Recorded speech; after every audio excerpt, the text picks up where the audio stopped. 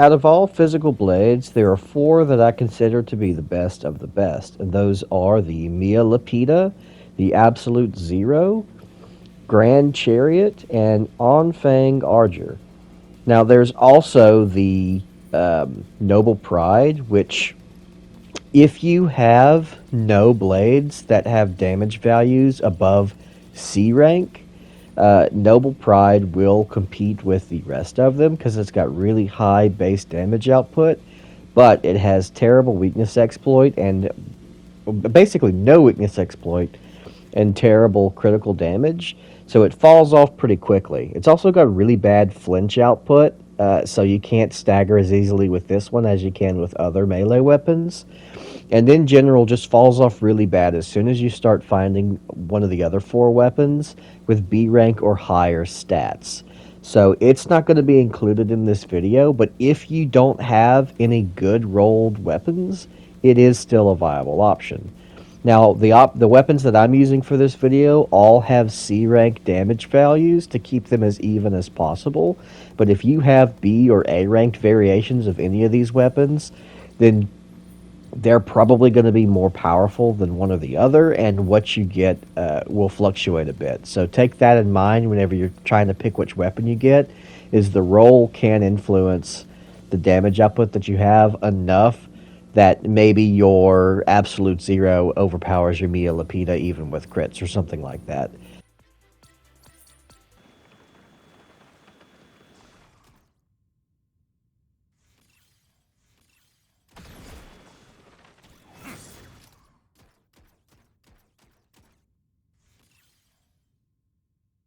To start with, let's look at Lepita and Absolute Zero. Both of these weapons sport high physical damage and great crit output, with the Lepita having the highest crit damage in the game.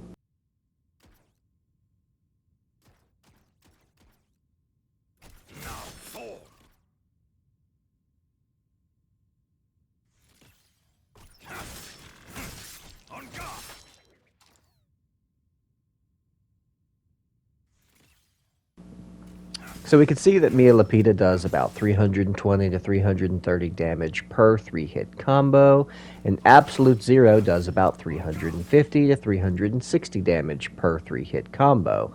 This puts Absolute Zero just a little bit ahead of Lepita in terms of basic damage against soft targets.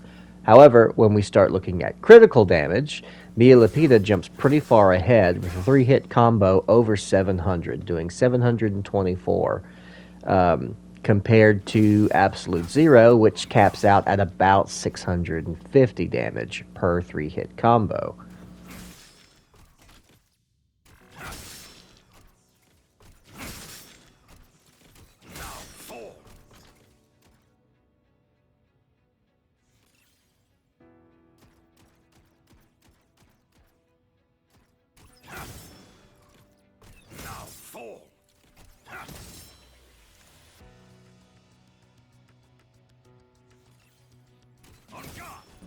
Damage output for Lepita falls off pretty significantly against hard targets, having a 3-hit combo of about 208 compared to Absolute Zero's 254. However, just like with the physical target, just like with the soft target against hard targets, that damage gap is bridged pretty well with Lepita's massive crit damage. If you crit with it, the 3-hit combo jumps up to 470 for Lepita, and for Absolute Zero, it's going to be about 460. So they're much closer when you consider crits, and this is because Lepita's got the highest crit of any physical blade in the game, so it really helps make up for its damage loss against hard targets. Lepita's 3-hit combo damage against weak points sits between 420 and 430 damage, while Absolute Zero's sits between 430 and 440 damage. So against hard targets, soft targets, and weak points, Absolute Zero has a slight physical damage edge against Lepita, but as soon as critical hits are taken into account, Lepita jumps ahead in all categories, with its weak point damage output being the most egregious of all. Mia Lepita's 3-hit combo damage against weak points is nearly 1,000. It sits between 970 and 990 damage. Comparing that to Absolute Zero, which does have very respectable damage output with its critical hits, it can't break out of the 700s. Absolute Zero sits between 770 and 790 damage, while Mia Lepita sits at 970 to 900. So it's a 200 damage difference between Mia Lepita and Absolute Zero.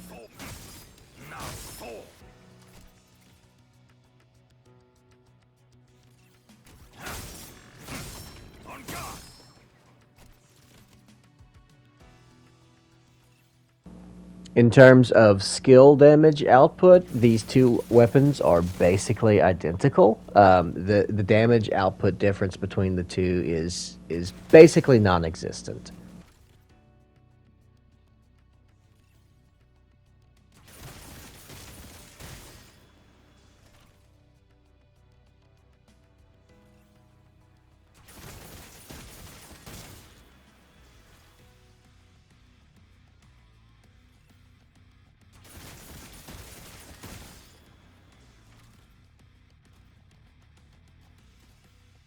Now, there is one major caveat to Mia Lepita's massive crit damage, and that is that just like with Tachis and handguns, it has a piss poor crit window. It's actually got the worst crit window of any weapon that I've taken note of so far, even with an even smaller critical range than handguns. It's got about a 1.6 meter critical range, so it's a very, very tight window. As you can see here, it falls off very quickly. You have like 1 to 2 steps within your crit range, and then you lose it. So this makes Mia Lepita a really bad standalone weapon option if you're trying to do maximum damage output, because no matter how good you are, you're simply not going to be able to reliably land those crits every time. You know, if you've got an enemy that's fallen down or staggered or something like that, yeah, you can exploit that just like you could with handguns, but it's nowhere near enough to justify its extra crit damage. Absolute Zero, on the other hand, as you can see, has a massive crit window and is very easy to exploit its crit. You can constantly crit with this weapon, even boosting in and out, and you're going to land your crits every time because it's got a very generous critical hit window. This makes Absolute Zero a fantastic choice if you're going to use one blade, and Mia Lepita a great choice if you want to piggyback crit from one weapon to another, which I've shown in my Tachi video and a couple of other videos, where you can transfer the crit from one to another by simply swapping weapons during a combo. So Mia Lepita is a great dual wield option, and Absolute Zero is a great single wield option.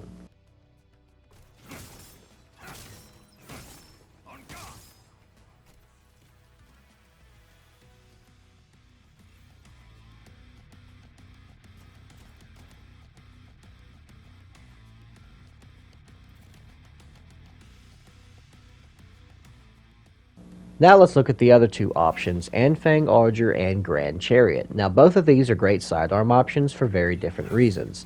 The Grand Chariot is a fantastic sidearm option for those that want a single melee sidearm for their build, but they don't want that melee weapon to be the focal point of their damage output.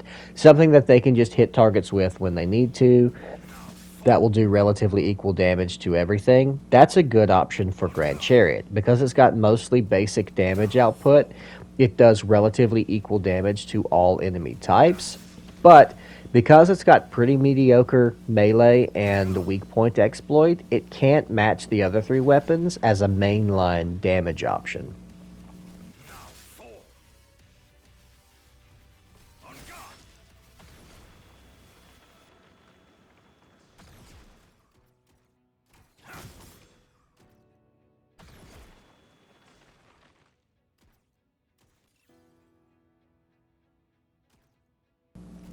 When looking at 3-hit combo damage, both the Anfang Arger and the Grand Chariot sit at between 320 and 330 damage per 3-hit combo against physical targets. They're pretty much equal when it comes to basic damage output against physical targets.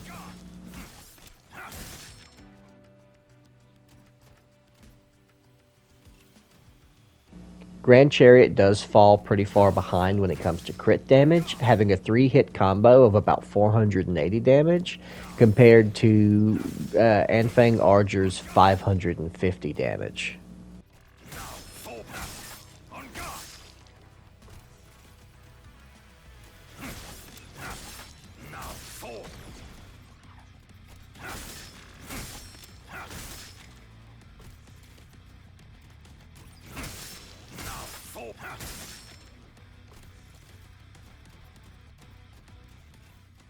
Now, when we're looking at hard targets, Grand Chariot has a 3-hit combo damage of 275, which is notably better than Anfang Arger's 225.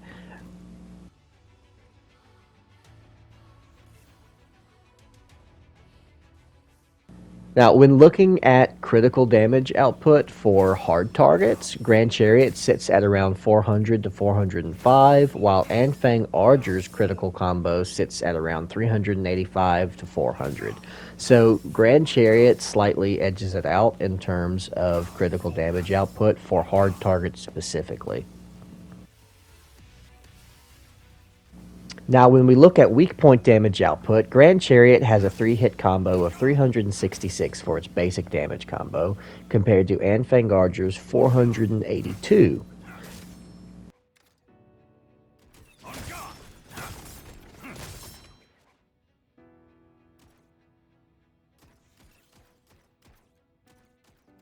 When looking at critical damage output, we see that Grand Chariot can hit for about 550 per 3-hit combo, compared to Anfang Arger's incredible 800 damage per 3-hit combo. This is because Anfang Arger has the highest weakness exploit of any physical blade in the game. Now let's look at the skill damage output between these two weapons, because both of them have high skill modifiers. Grand Chariot has a skill modifier of 1.20, and against physically weak targets specifically, it does about 160 damage per combo thrust finisher, compared to Anfang Arger, which does about 150 per skill finisher.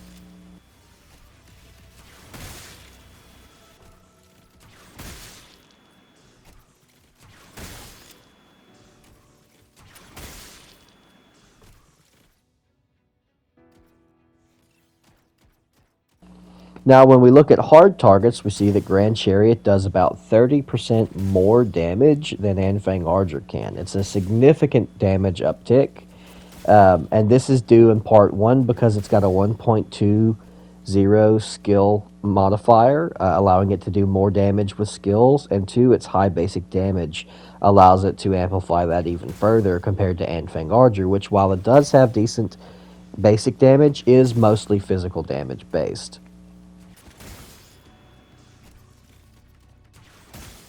Now, when it comes to weak point skill damage, Anfang Arger is unmatched among all other physical blades because of its high weak point exploit, paired with its high skill modifier. Grand Chariot has a higher skill modifier of 1.20 compared to Anfang Arger's 1.10, but it can't make up for the 50% or so weak point modifier that Anfang Arger has, making it the top choice for taking on enemies that have persistent weak points that can be exploited.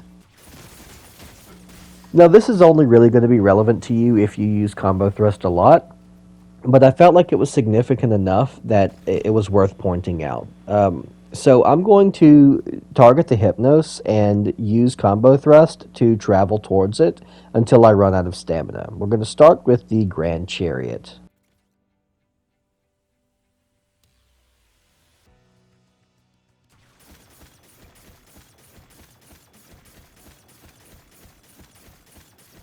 As you can see, Grand Chariot can travel about 55 meters in 21 hits before it runs out of stamina.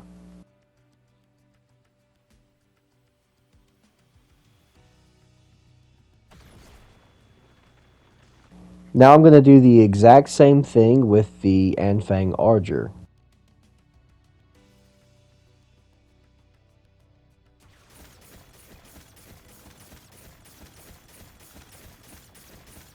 So as you can see, Anfang Arger can travel significantly further per strike of combo thrust than Grand Chariot can, and this is due to Anfang Arger's high forward thrust. This makes it a great option for pursuing quicker enemies with the skill combo thrust. Now, as far as the four weapons go as a whole, Anfang Arger is probably my favorite choice for a sidearm due to its high weakness exploit, its high critical damage output, and its decent skill correction. And for primary weapons, Absolute Zero is a fantastic choice for a single melee blade that doesn't need to rely on another melee weapon to crit transfer. And Mia Lepita has the highest damage output of any weapon in the game when it comes to critical combo damage, making it an excellent choice and the best choice for dual wielding with another weapon that's got an easy crit window. So, out of the four weapons, my two overall choices are the Anfang Arger and the Mia Lepida for dual wielding. So that's the setup that I'm going to use and kind of showcase the benefits that both can bring to different builds.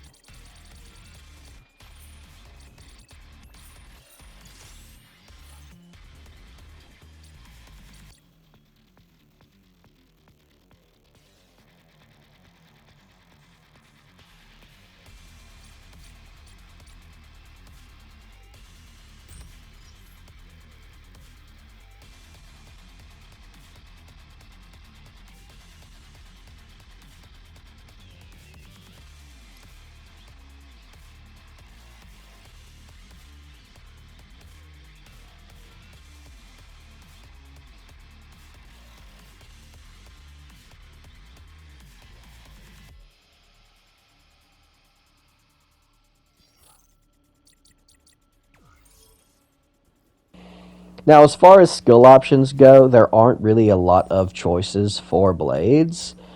Ricochet Blade is the premier option for PvP, but PvP's not out yet. But mark my words, when PvP comes out, Ricochet Blade is going to change the meta. It's going to reshape how builds are made, and it's going to be one of the most commonly used melee options. Ricochet Blade is probably going to be the reason why a lot of PvP builds have a melee weapon in the first place. But for PvE, there aren't a lot of use case scenarios for it. I mean, there are a few. You can counter Gaze's sniper rifle with it, and you can kind of meme on the defense turrets in the dungeon. Those defense rooms that have dozens of defense turrets. You can use those to wipe themselves out and fun little things like that. But it's not really a staple choice for PvE. Helm Splitter is going to be an option, a great option for heavy builds. If you're running a build that's got between 2,500 and 3,000 weight or more, you're going to get the maximum damage output from Helm Splitter's weight bonus. But I like to use lightweight builds or mid-light builds, so I don't hit that threshold, and Helm Splitter's not very useful compared to Combo Thrust. So if you're running a heavy tanky build, Helm Splitter is worth considering, but I don't use those. Throw arms is a skill that's kind of one that you like. It's a skill that you build around, if that makes sense. Unlike other skills which you throw onto a build to complement it, throw arms is a skill that you build your arsenal and weapons entirely around. So it's really only an option that I would consider for maces, two-handed blades, and knuckles. Not really something I would consider for any other weapons. So I'm not going to consider that as an option for physical blades specifically, which leaves Combo Thrust as the premier option. Combo Thrust is straightforward, has high DPS, is stamina and femto efficient, and it has great tracking as well. It's a great option for pretty much any weapon that you can equip it to, but for blades specifically, there's really not a comparison in terms of consistent, stable, reliable damage per second. For general actions, I'm going with Limit Change just because it's the most user-friendly option and it's the most universal option. When PvP comes out, Limit Change is going to be the worst skill in the game. No one is going to use Limit Change in PvP. It's a suicide button in PvP. Mark my words, you're going to see it for about a week and then it's going to stop appearing on builds. Grappling chain, auto dodge, camouflage, kick, mirage, basically any other skill, barrier burst, basically any other skill but limit change will be used because of limit change's inability to be toggled on and off will make it a suicide button in PvP. So it's not going to be used for that. But for PvE, it's a great option for increasing your stamina and also giving you basically stagger immunity. Not full stagger immunity, but it makes you very difficult to stagger even with very lightweight builds, so that's a great option. So that's what I'm going to run with this one.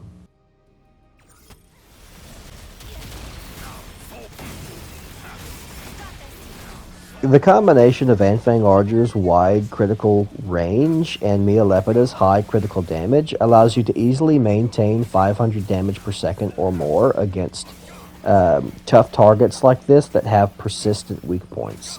Now, when it comes to arsenals specifically, such as Arachne here, you lose the weak point damage modifier, but you still have the option of high critical damage and, even better, the Combo Thrust's constant tracking and high DPS, allowing you to quickly dispatch arsenals such as her without too much issue.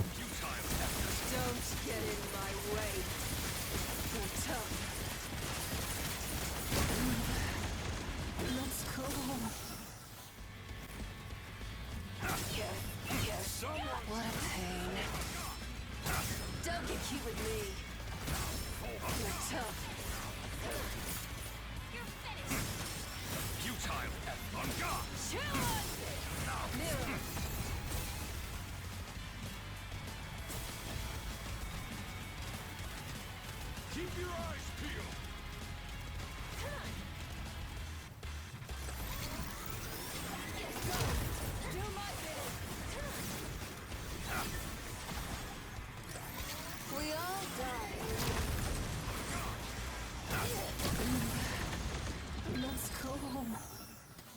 When it comes to enemies like Centurion, which have high physical resistance and a finicky weak point, skill damage may not be your best option, but Mia Lepita still has the capability of high crit damage to make up for it and still do really solid damage output.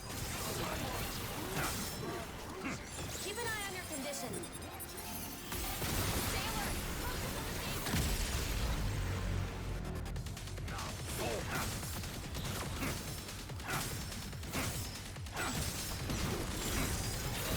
Keep up the offensive.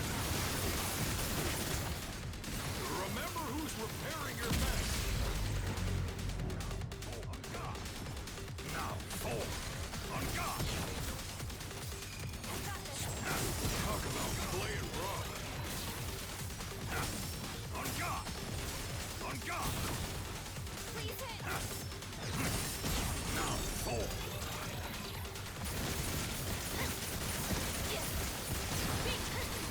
Knock that sucker down.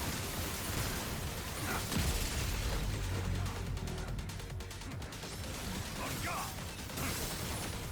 Now, fall. On God. Now, fall. Now, fall. Alright, that's going to do it for Physical Blades. I'm sorry I couldn't make this video any shorter. I really did try, but this is about as tight as I could get it. I hope this information was helpful, and thanks for watching.